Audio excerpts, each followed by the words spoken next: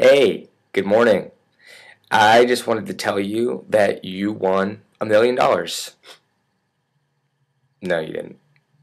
April Fools.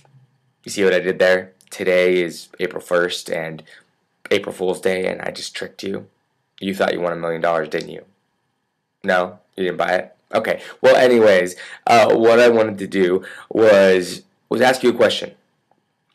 When you do a task, whether it's baking or gardening or playing baseball or fixing something, when you do something, you tend to have a dominant hand, right? You're either right-handed or you're left-handed.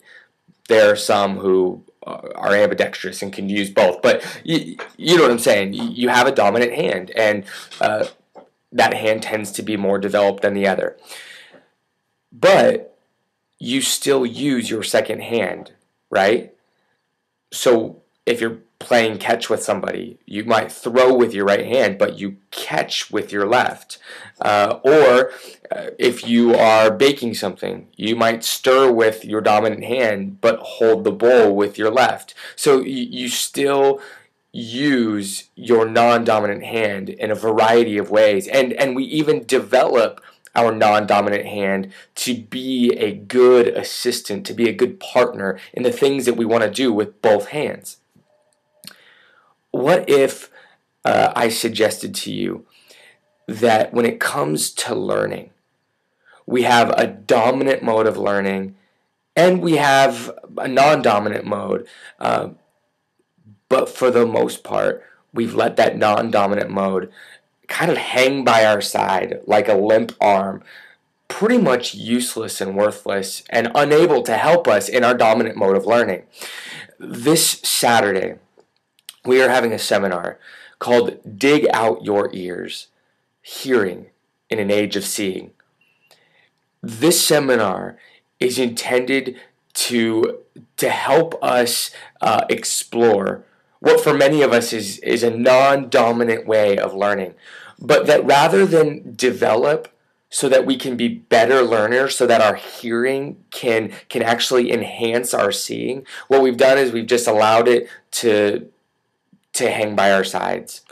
And rather than learn how to be better listeners, better at hearing, we have just leaned into our preference for the visual. And if we're honest, we look around, we are a visually oriented culture, and there's nothing wrong with that. For the most part, it seems the majority of us tend to prefer learning in a visual way. The problem with that for Christians is that our faith has a heavy listening orientation to it. When we say that God speaks, well, that means that somebody has got to be listening. In fact, the title for our seminar comes from a passage in Isaiah, and the message is that God is going to dig out the ears of the people. That's kind of a graphic image of somebody's ear canal being so thoroughly clogged that God is going to actually dig out your ears.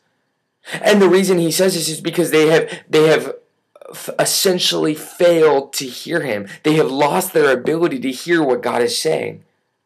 This is a tragedy. If God, the one who loves us and is speaking to us so that we might have life, is no longer being heard, well, then something has to happen. So, this Saturday is about how do we take a non-dominant mode of learning, listening, hearing, and how do we enhance it? How do we do that better so that our non-dominant hand can come alongside our dominant hand, that of learning visually, and help us to be better learners? Because core to discipleship, core to following Jesus is that we are learners. And are we the best learners that we can be? Or are we leaning on our strengths and neglecting a whole arena of opportunities for learning because it's not comfortable or natural? Hope you'll come. It's this Saturday, 9 a.m., 9 to 11. There'll be two sessions, both just under an hour, and it's going to be a good time. Hope that we can learn together and be a community of learners.